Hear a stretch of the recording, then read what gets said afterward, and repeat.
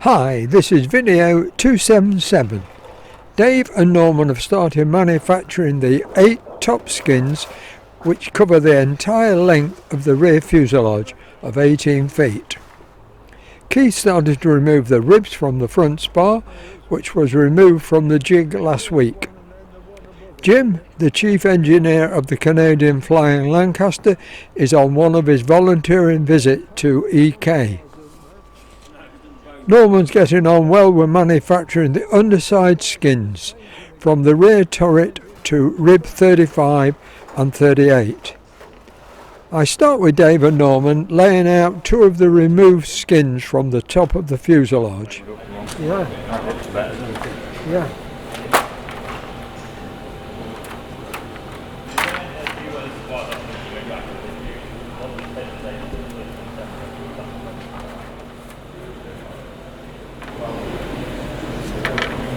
Got to find the third bit now. That will take you to halfway, will it? Yeah, well not quite to halfway, we've got 4 on either side, so we've got up 3 and then the top 2 we're not going to do at the moment because obviously the beam's in the way. So that one goes over the door, top of the door? Yeah. Frame. The door, and the next one up and then the next one up after that. Yeah. Which, then we'll do them 3 both sides for now. Yeah. And then we'll see where we're at after that. Yeah. So these are the next ones to the short ones going up. Yeah, these go all the way either from the side. back. 130, that's the one that goes above the top of the door. Jim, the chief engineer of the Canadian Flying Lancaster, is on one of his volunteering visits to EK. Hello, Jim. How are you? All right, thanks. Yeah. What's this with? 5? This is 5, yeah. Yeah, so the wingtip one, right? Yeah. Yeah. We had 2 of these, and one was badly corroded. This one's very poor. Yeah. Right, you can see, even to the point removing some of the fasteners, there was so much debris in the way from the corrosion that it was difficult to take some of the studs out, right? But yeah, of course, all the studs go through there to hold your wingtip on, and that's the worst of it. The second one may even be a reusable piece. Yeah. Not too bad. Not too bad. Still got to take some of the, the remaining fastener bits out of there. So some of the rivets still got to be put out very nicely. This is quite a built-up piece, right? Is it a cast piece? And I believe it's cast, and it's in very good condition. It looks a bit filthy still. It needs to get blasted, but thankfully, often they'll often corrode in this area because, of course, the moisture collects in there. But I think once we give it a blast, it'll look quite good, and the holes are all still very good. So that's something. Thankfully, that doesn't have to be done, right? So because that could be involved. What about the web part of it? The web is, again, once you get all the worst of the bits, it starts to look better and better, right? Yeah. So that side, of course, was not touching those angles. This side, where I'm working from now, was touching, and for the most part, the primers have saved it. It's when you get into this, it's still a bit of a question mark once you get that cleaned up, whether that'll come back, right? Yeah. But if nothing else, it'll be an excellent pattern because none of the holes have really been damaged as it's been broken down. No, so especially where the studs are, they'll need to be spot on. They need to be spot on. Yeah. And so as a pattern to rebuild a good one, it's pretty good. But and your Lancaster's still okay? Our Lancaster is doing very, very well. Yeah. Because you didn't have this problem with the rivets, because it was all American rivets, weren't they? Yes, it's a mix. There's still a lot of the purple rivets, but there's almost none of the green, the real problem mag rivets, right? Yeah. No. And ours again just didn't have storage outside. It didn't have a lot of things that other airplanes suffered from. Yeah. So when we did the wingtips, we had really good look at this rib as well, and it was still in very good condition when we did the wingtips. Now, So. Just got to drill that hole now. Yeah, so that one and the same on the other side, they're all in the paint shop. So I've got this one to do this side, same on the other side. That takes me up to the where the tailplane is. yes. Tailplane goes in there. What goes on here then? The tailplane actually fits just above them. Just So that above there. them, yeah. And then actually what there is on here is that wooden blocks Yeah, that then screw into the tailplane. There's a bolt hole underneath, yeah. and there's an anchor nut in the tailplane, and that screws into the tailplane. And is there a skin on here then? You got No, to. there's a panel. Oh, That's the panel. I see, yeah. So once the tailplane's in, because this row here is anchor nuts all the way along. Oh, is it? Yeah, I'll show you the other side. You can see on the other side. So every two holes is a rivet, and then in between there is a bigger hole for the screw plus the 2 holes for the anchor nut. Why they put anchor on it there? So the access panel can go on. Yeah, Yeah. because the access panel sits Come over the top of that. back there over here. No, I've got the right one. So it will sit roughly there. I see, and that's anchor nuts So, held on with so anchor each one of nuts. these holes here is an anchor nut, Yeah. and then there's another anchor nuts in the tailplane, and then those ones going up there are anchor nuts as well. But no, they're only bolts. Yeah. They're just bolts that go straight through. Yeah. So yeah, I've got to drill those holes here through that skin, Yeah. and then once I've transferred those holes into the skin, then I can take the skin off and fit the anchor nuts. If I fit the anchor nuts too early, then I can't drill a hole big enough through the middle. I don't want to damage the anchor nut. No. So I've got the anchor nuts in my toolkit out pipe. Yeah, you know, you're passing a drill through the anchor nut, do you? Well, you can get certain size through, but the problem is it's a floating anchor nut, Yeah. so there's no guarantee you're in the middle of the hole. Yeah. Whereas Yeah. if you don't fit the anchor nuts yet, drill the hole through to the full size, and then you can fit the anchor nuts afterwards. But we might have to make new ones of these Yeah. because they don't quite line up with the holes. It certainly is a complicated. Well, it's not It's too interesting. complicated. It's interesting. Yeah. It's a lot of detail. Yeah, because you would, I mean, he probably said on the other way, you'd think that the two tubes would go down parallel down the Yeah, aircraft. yeah. They don't. No. They start wider at the front and they just get narrower and narrower and No, narrower yeah. at the end. Yeah. We only found that out when we saw a drawing. Yeah. And then we looked at the measurements on the drawing and thought, oh yeah, that makes sense. Because the measurement gets lower each Yeah. time. Good. Right. Thanks, Norman. He's having fun with that, but he's... Yeah.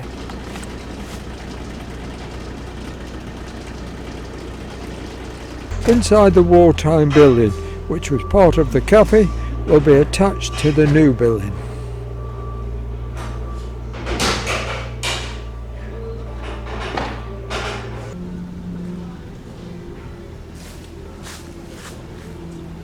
Do you use a laser beam on a length like this to keep it in a straight line? Yeah, well, we've got the steels that you see, so we could mark it, laser it on there, and then. Yeah. But there will be expansion joints, so you've got like a dead man there. Oh, have you? Yeah. Yeah. Oh. Well, you think you'll do the floor screening then That'll be one of the last things. when you've finished all the groundwork? It'll be all watertight. Yeah. No, they tamp it as they come out, but it's very wet, it's very watery, Oh, is it? so it's self-leveling Yeah. and quite clever really, because there'll be insulation to go on here. There'll be 100mm insulation, and then Yeah. the screed on top of that. Yeah. Yeah, that's one of the last jobs.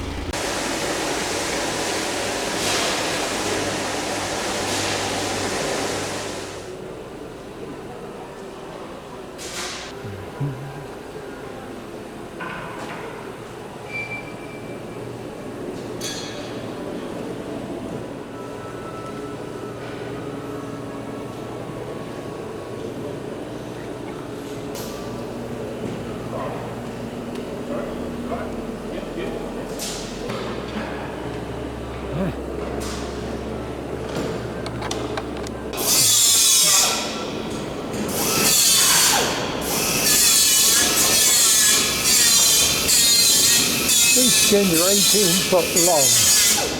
They stretch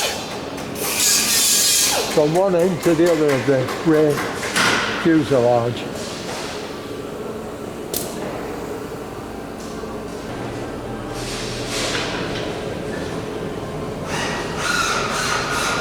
Norman's been cracking on with his skins. It's got 3 of them painted.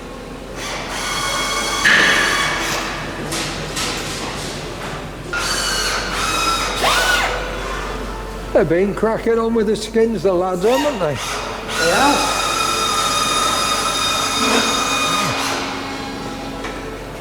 So you've got one of the skins nearly pinned on. One's on, then did one above it, you need 2 on. Oh, is it? Yeah, the bottom one's on. Yeah. And just doing the top, the one above it now, yeah.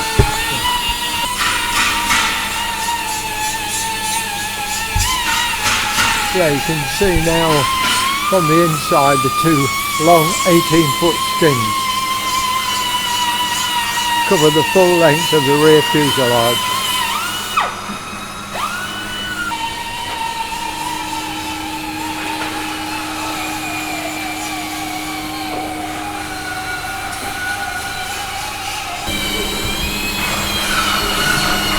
We're away. Yeah, this one's done front to back. And then this one, skin 132, just had a bit of help from the carriage foot on because there's a bit more of a curve on it, so it has to pull over a bit more.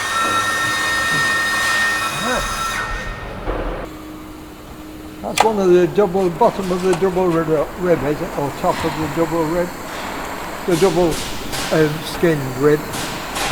Yes, it's in 3 sections. I break it down into 3 sections. Yeah. So there's one long section in the center, right? And then the 2 ends. Oh, and that's what the fuel tank rests on. Yeah. So it's built as a big boxy assembly.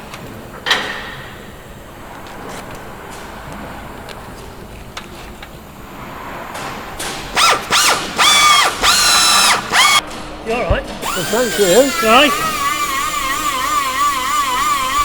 Not it again. Almost. Wood. Just these.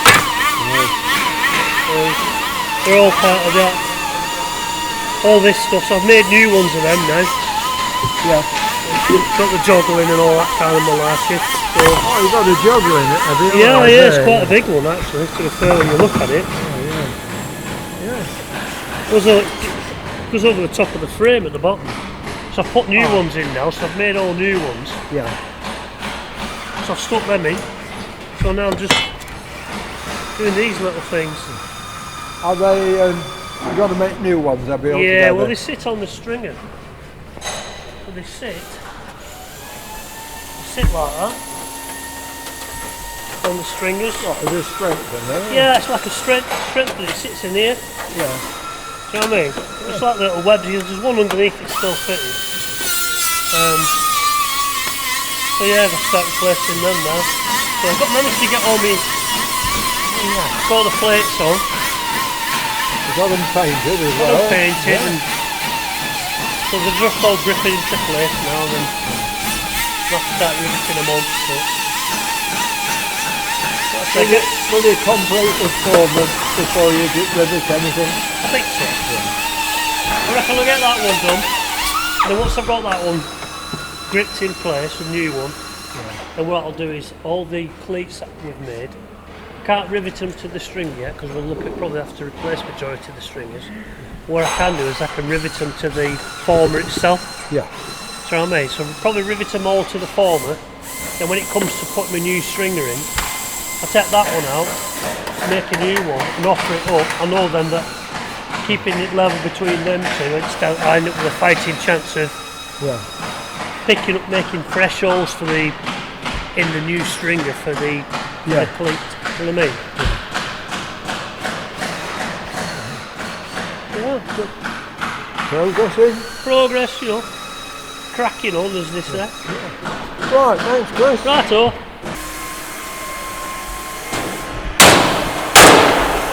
This is the rear spar. John's keeping all the bolts in the correct order because they can vary in length. These will be replaced with new ones on reassembly. Still coming out okay, John? Oh yeah. A bit of persuasion. Yeah.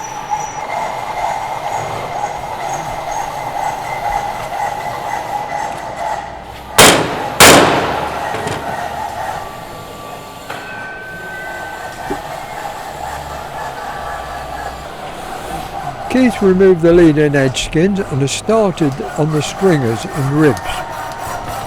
Morning, Keith. Hello, mate. All right. Yes, thank you.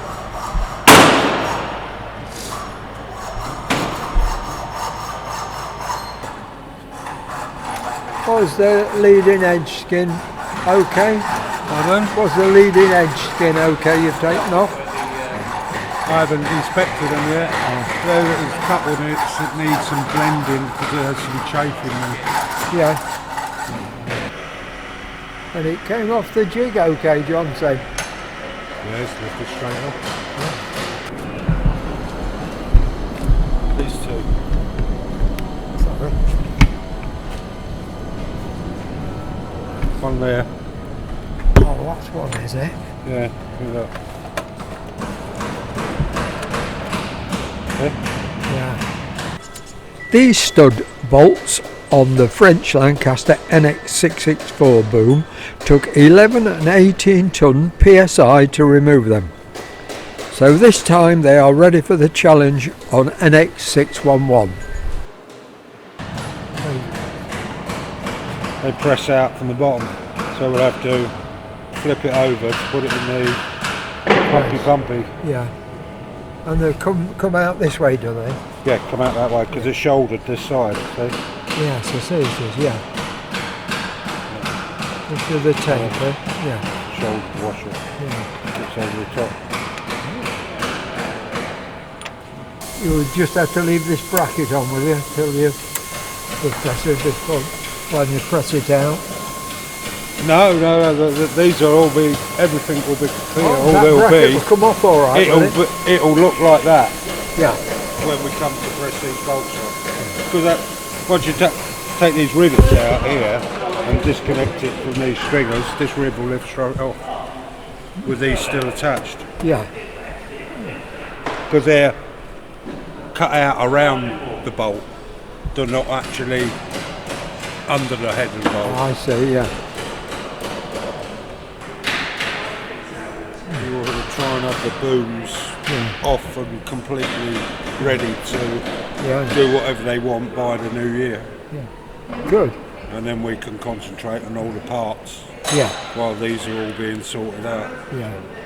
They found somebody in England to do most of the machining then? I hear rumours from bits and pieces from Bob saying they've found someone that they reckon they can do it. Yeah. Now it's actually the billets. Yeah.